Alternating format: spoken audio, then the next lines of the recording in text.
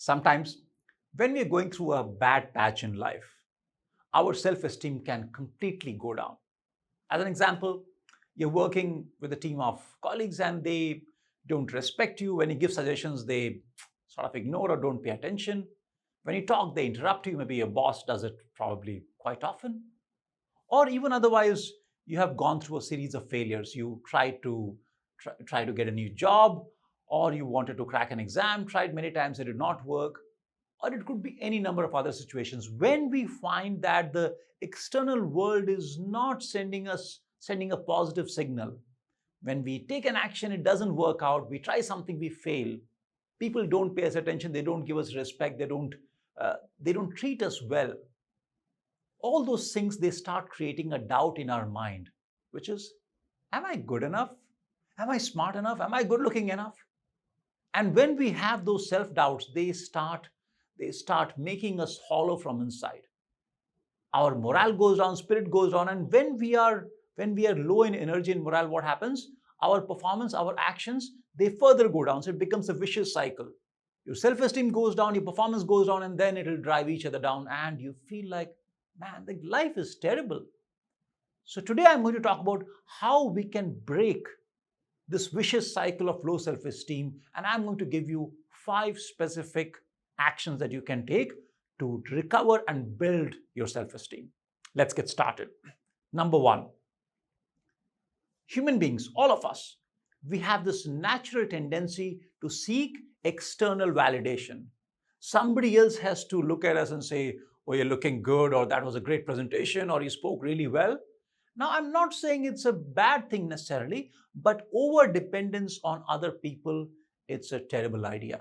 So my first recommendation is replace the need for external validation with inner conviction. If you believe that you made a great speech, or you made a great presentation, or you did a good job, that is the number 1 priority. Somebody else thinks, if they say, great job, accept it graciously, thank them.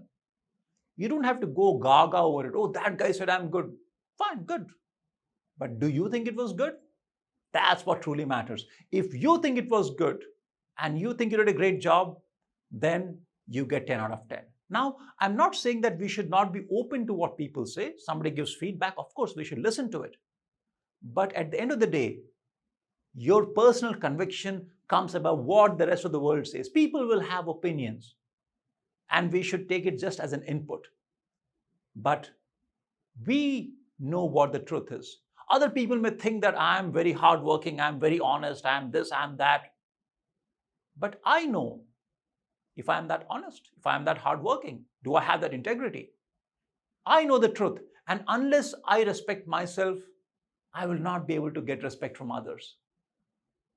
So, to be able to walk away from this dependence on other people validating and saying good things, let us build that self-respect from inside, and that comes from integrity. What we say is what we do. If you tell others that we should be truthful, then you better be truthful.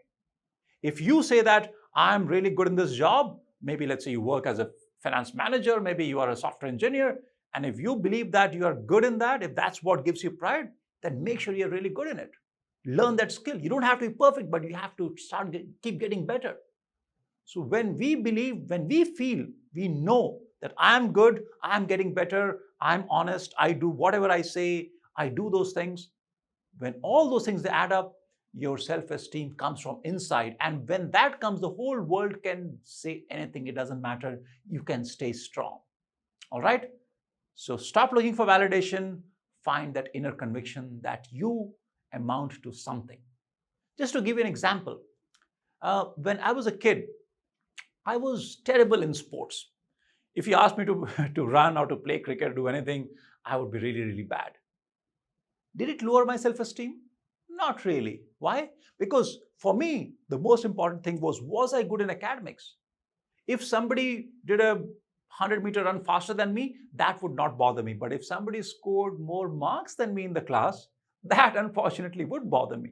So for me, I used to derive my self-esteem from my academic excellence or my performance in the class. Similarly, one of my classmates who was very good in running or long jump or something, he or she may not get very good marks in class exams, but they did not matter to him because he is deriving his self-esteem from his sports performance. Whatever matters to you, take pride in being good in those things, right?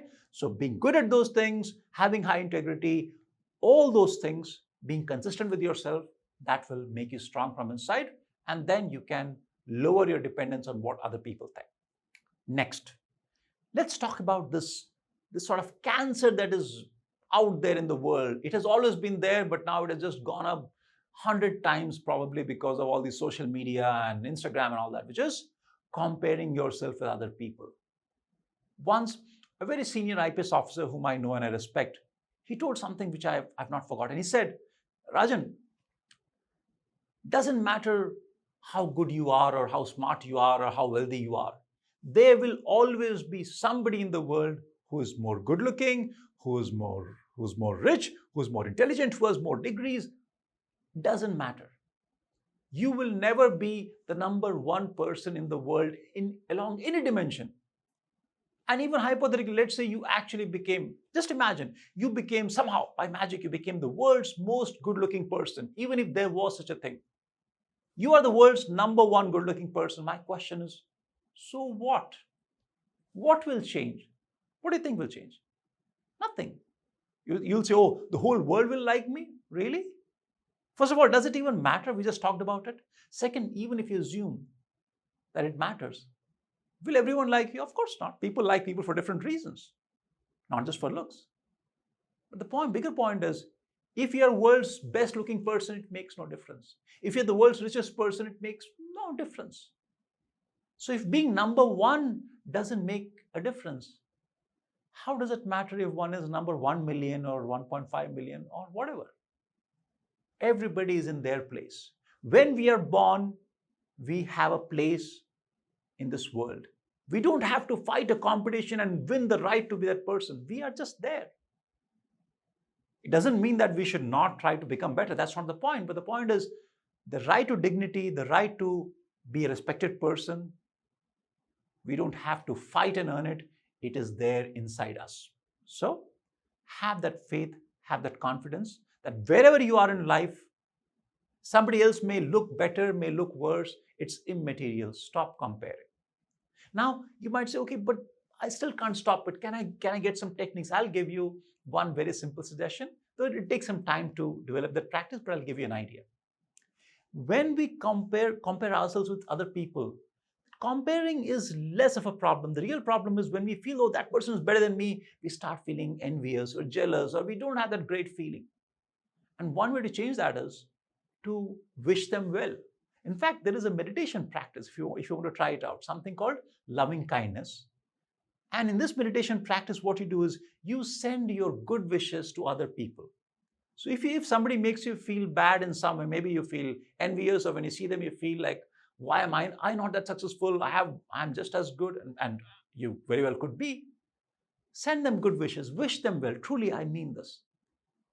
And when you do that, you actually, their success or somebody else's perceived success, it doesn't affect you. So stop comparing. It is a cancer. It's never going to make you happy. And remember, you can be number one, you can be number 1 million, it makes no difference. All right, so that's number 2. Next, let's talk about making mistakes. One of the reasons we develop this, when we have this problem of self-esteem, we become very defensive.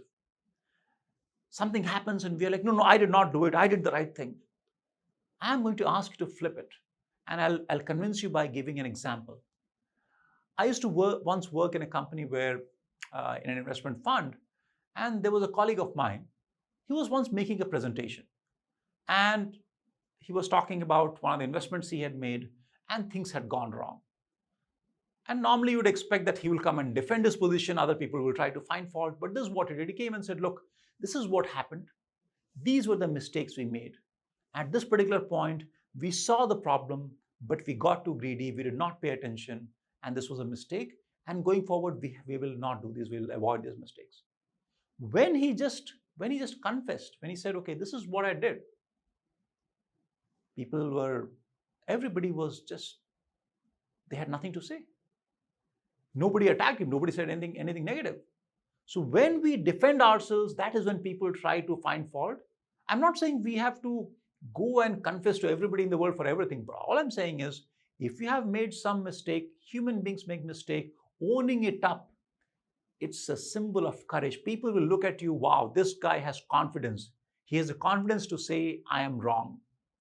The world's most well-known investor is Warren Buffett. If you read his letters, one thing you'll find very interesting is he will write all the mistakes I have made. He'll describe them in detail. And that makes people respect him more, not less. Okay? So this was number 3. Number 4. Oftentimes, our self-esteem goes down when people sort of trample over us. We are speaking, they will interrupt us. This is one common example.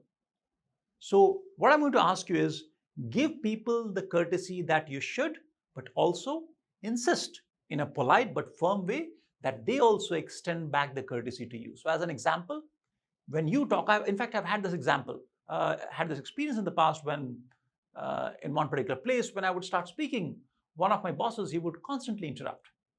And it was very, very annoying. Now, if that happens, what can you do? Simple things. If somebody interrupts, you can just say, if you don't mind, can I just complete this sentence? Or can I just get 2 minutes to present what I have to say? Or you could try something like this. If you find they're getting confrontational, you can, or they're a little bit defensive, you can just say, I'm very keen to listen what you have to say. I'll give you my full and complete undivided attention.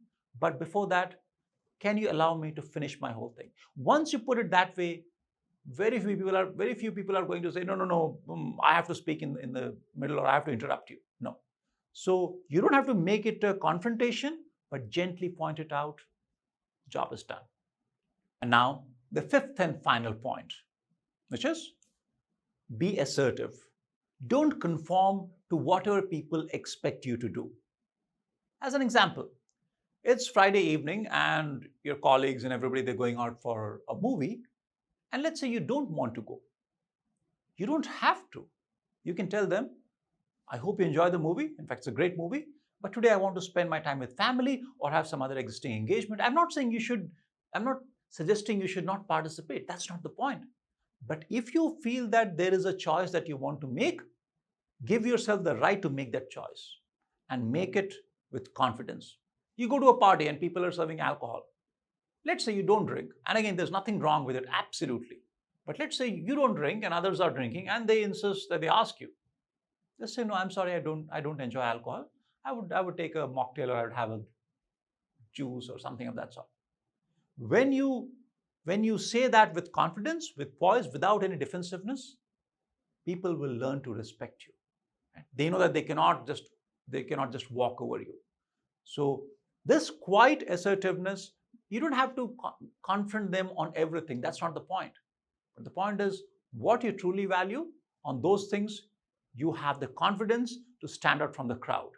And when the crowd sees you, they think, yes, this man or this person knows his self-worth or her self-worth, and they will start respecting you more. Right? So these are 5 simple but very, very actionable tips. And I would like you to reflect on it and start incorporating them into your behavior. I can assure you, try them out, you'll start seeing the difference. I hope you find this video useful. If you did, subscribe to this channel, because we are going to release more such videos talking about topics and problems that affect our everyday life, and I'll give you tips and suggestions to make our lives better. Thank you for watching. Stay in touch. I'll see you soon. Bye-bye.